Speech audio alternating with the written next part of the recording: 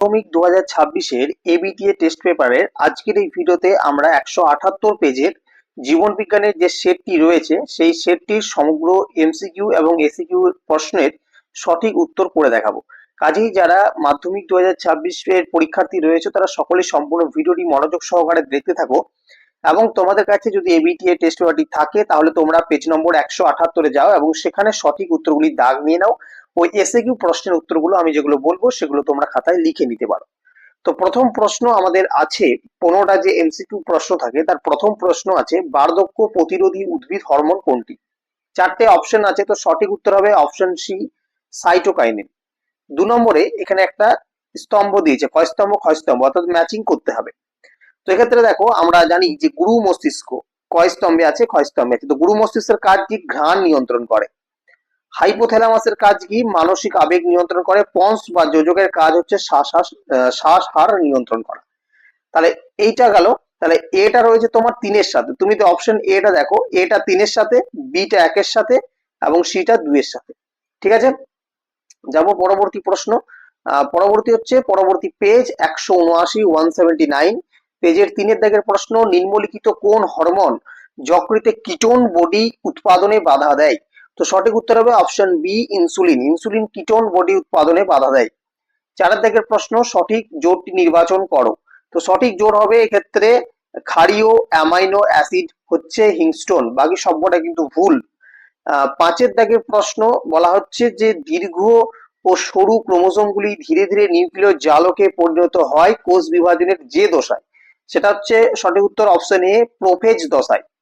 6-এর দাগের প্রশ্ন, জুস্পোরের সাহায্যে জনন সম্পন্ন করে, উত্তরটা হবে অপশন এ ফাইটোপথরা।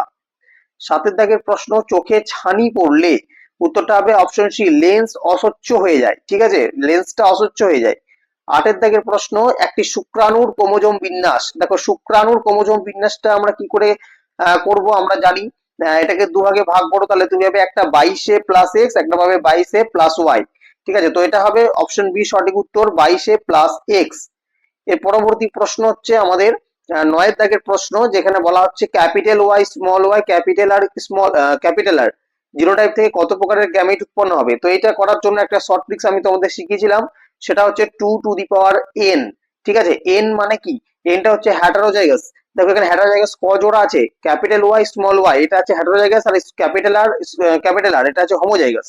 তাহলে ক্যাপিটাল ওয়াই স্মল ওয়াই এই হেটারোজাইগাস কত জোড়া আছে? এক জোড়া। তাহলে আমি n এর ভ্যালু কত বসাবো? 1। তাহলে 2 মানে 2।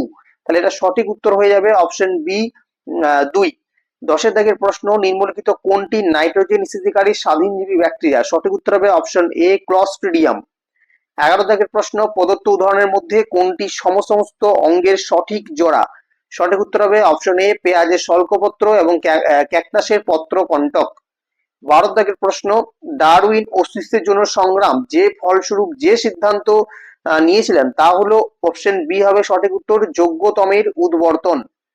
চলে যাব 13 দাগের প্রশ্ন, যেখানে বলা হচ্ছে কোনটি গ্রিন হাউস গ্যাস হয়? কোনটি গ্রিন হাউস গ্যাস হয়? তো সঠিক উত্তর হবে অপশন বি CO2। CO2 একটা গ্রিন হাউস গ্যাস, প্রধান গ্রিন হাউস গ্যাস। 14 দাগের প্রশ্ন, পায়রার বায়ুতলির ক্ষেত্রে কোনটি প্রযোজ্য নয়? দেখো পায়রার বায়ুতলি দেহকে হালকা করে এটা প্রযোজ্য, উড্ডয়নকালে O2 সরবরাহ করে এটাও প্রযোজ্য, দেহের ভারসাম্য নিয়ন্ত্রণ করে এটাও প্রযোজ্য, কিন্তু রক্তজালকে O2 CO2 আদান প্রদান করে এটা কিন্তু প্রযোজ্য নয়। তো সঠিক উত্তর হবে অপশন সি।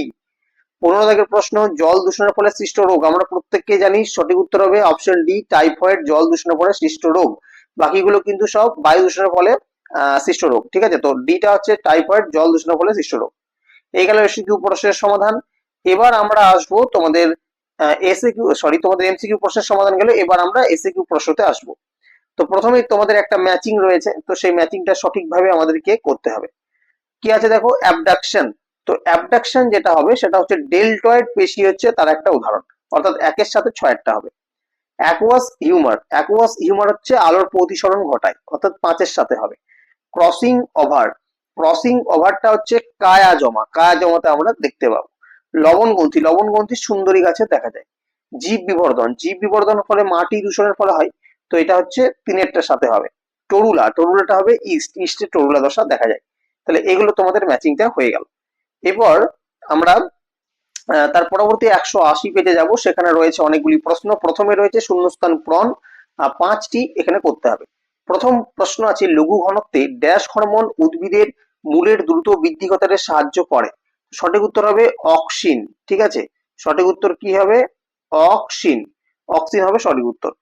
পরবর্তী প্রশ্ন হচ্ছে 2-8, গুরু মস্তিষ্কের গোলার্ধদ্বয়ের সংযোজক স্নায়ু যোজক হলো ড্যাশ। তো এটা উত্তর হবে, আমি বলে দিচ্ছি, লিখে নাও, কর্পাস ক্যালোসাম। ঠিক আছে, কর্পাস ক্যালোসাম এটা সঠিক উত্তর। ঠিক আছে, বানানটা ঠিক করে লিখবে, কর্পাস ক্যালোসাম। এরপর হচ্ছে 9 প্রশ্ন, ড্যাশ হলো একটি অটোজম বাহিত রোগ? তো উত্তরটা করবে তোমরা, থ্যালাসেমিয়া হলো একটি অটোজম বাহিত রোগ। 10 প্রশ্ন, ঘোড়া বিবর্তনে মায়োসিন যুগের জীবাশ্ম? তো এটা উত্তর হবে, মায়োসিন যুগে হচ্ছে মেরি চিপ্পাস। ঠিক আছে, বানান ঠিকভাবে লিখবে, মেরি চিপ্পাস, চয়সি পয়ে পয়ে আকার দন্তস্ব। ঠিক আছে, মেরি চিপ্পাস।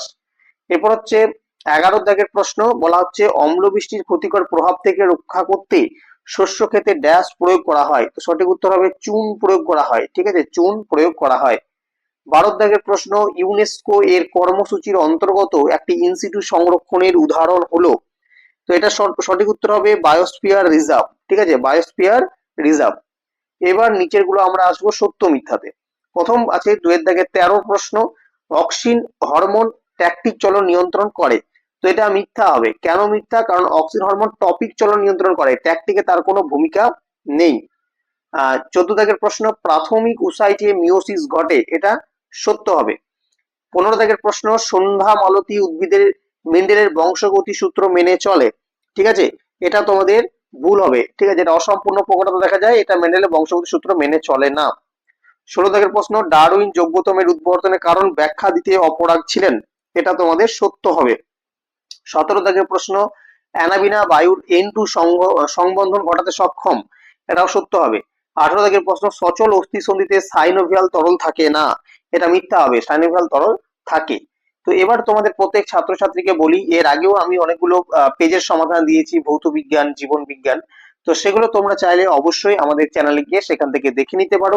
এছাড়া রয়েছে আমাদের ফেসবুক পেজ, সেই ফেসবুক পেজের লিংক আমি ডিসক্রিপশন বক্সে দিয়ে রাখবো, তোমরা চাইলে সেখানে আমাকে ফলো করে নিতে পারো, এবং সেখানে তোমাদের যাবতীয় সমস্যা, কোনো প্রশ্ন সেখানে পোস্ট করে তার উত্তর তোমরা সেখান থেকে পেয়ে যাবে। ঠিক আছে, তো দেখো 19 প্রশ্ন, বিসদৃশটি লেখো। এখানে 4টে আছে, তার মধ্যে যেটা আলাদা সেটা তোমাকে লিখতে হবে। তো প্রথম আছে দেখো, বামনত্ব, মধুমেহ, গলগণ্ড আর অ্যাক্রোমেগালি। তো এবার ব্যাপারটা হচ্ছে যে বামনত্ব যেটা, সেটা এসটিএইচ হরমোনের কম কারণে বলা হয়। হ্যাঁ, মধুমেহ এটাও তোমার ইনসুলিনের কম কারণে বলা হয়। গলগণ্ড এটা থাইরক্সিন হরমোনের কম কারণে বলা হয়। অ্যাক্রোমেগালি এটা হচ্ছে তোমার এসটিএইচ হরমোনের বেশি কারণে বলা হয়।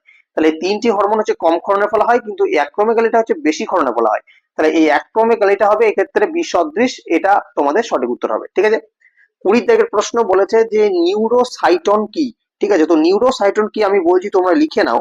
নিউরোসাইটন হলো নিউরনের কোষ দেহ, যা নিউরনের প্রধান একটা অংশ।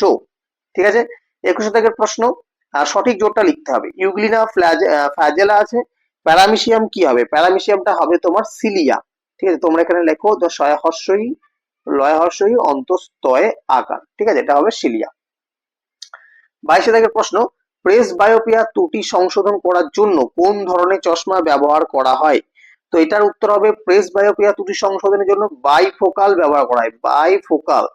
ঠিক আছে, বাইফোকাল লেন্স ব্যবহার করা হয়, বাইফোকাল চশমা।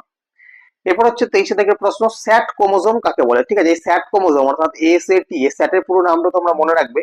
স্যাট ক্রোমোজোম কিছুই না, স্যাট ক্রোমোজোম হচ্ছে স্যাটেলাইট যুক্ত যে ক্রোমোজোম। ঠিক আছে, তোমরা দেখতে পাবে ক্রোমোজোমের ছবিটাই স্যাটেলাইট যুক্ত একটা ক্রোমোজোম, স্যাটেলাইট থাকে। ঠিক আছে, এই স্যাটেলাইট যুক্ত যে ক্রোমোজোম সেটাকে আমরা স্যাট ক্রোমোজোম বলে থাকি। এবার হচ্ছে 24 প্রশ্ন, বাষ্পমোচন রোধে ক্যাকটাসের একটি অঙ্গ সংস্থানগত অভিযোজন উল্লেখ করো। কিছুই না, প্রত্যেকে জানো। তো বাষ্পমোচন রোধের জন্য রোধ করতে ক্যাকটাসের কি হয়েছে না, পাতা কাঁটায় রূপান্তরিত হয়েছে। এরপর হচ্ছে 25 প্রশ্ন। 25 প্রশ্নে বলা হচ্ছে নিচে 4টি বিষয়ের মধ্যে 3টি অপর বিষয়ের অন্তর্গত, সেই বিষয়টি খুঁজে বের করো। দেখো, জন্মাহার, মৃত্যুহার, লিঙ্গ অনুপাত, পপুলেশন। তো দেখো, পপুলেশনের অন্তরে কিন্তু 3টে রয়েছে, জন্মাহার, মৃত্যুহার, লিঙ্গ অনুপাত, সবকিছু কিন্তু পপুলেশনের মধ্যেই রয়েছে। তাহলে 3টি বিষয় পপুলেশনের অন্তর্গত, সুতরাং পপুলেশনটা সঠিক উত্তর হবে। 26 প্রশ্ন, ক্যান্সার সৃষ্টিকারী একটি ভৌত কারণ লেখো। তো ক্যান্সার সৃষ্টিকারী একটা ভৌত কারণ কিন্তু, ঠিক আছে? তুমি লিখতে পারো যে অতিবেগুনি রশ্মি, সূর্যের অতিবেগুনি রশ্মির ফলে ক্যান্সারের সৃষ্টি হয়, এটা গেল একটা ভৌত কারণ। তো এই ছিল আজকের ভিডিওর মূল আলোচনা, সম্পূর্ণ এসএকিউ এবং এমসিকিউ প্রশ্নগুলি আলোচনা, তোমাদের পেজ নম্বর 178 থেকে 180 পর্যন্ত। আশা করি কোনো ডাউট তোমাদের থাকবে না। যদি কোনো ডাউট থেকে থাকে, কোনো প্রশ্ন নিয়ে কোনো সংশয় তোমাদের থেকে থাকে, অবশ্যই সেটা কমেন্ট করতে জানাবে। ভিডিওটা কেমন লাগলো অবশ্যই জানাও। এর পরবর্তীতে আমি আরো পেজ তোমাদের সলভ করে দেবো এবং সেগুলো কিন্তু তোমরা প্রতিনিয়ত দেখতে থাকবে। আশা করি মাধ্যমিকের আগে তোমাদের সম্পূর্ণ একটা প্রস্তুতি আমি করিয়ে দিতে পারবো। আজকের ভিডিও পর্যন্ত রাখলাম, দেখা হবে পরবর্তী ভিডিওতে। যদি ভিডিওটি ভালো লেগে থাকে অবশ্যই কিন্তু আমাদের চ্যানেলটিকে সাবস্ক্রাইব করে নেবে এবং বেল বাটনে প্রেস করে আমাদের পাশে থাকার চেষ্টা করবে। ধন্যবাদ জানাবো সকল ছাত্রছাত্রীকে সম্পূর্ণ ভিডিওটি দেখার জন্য।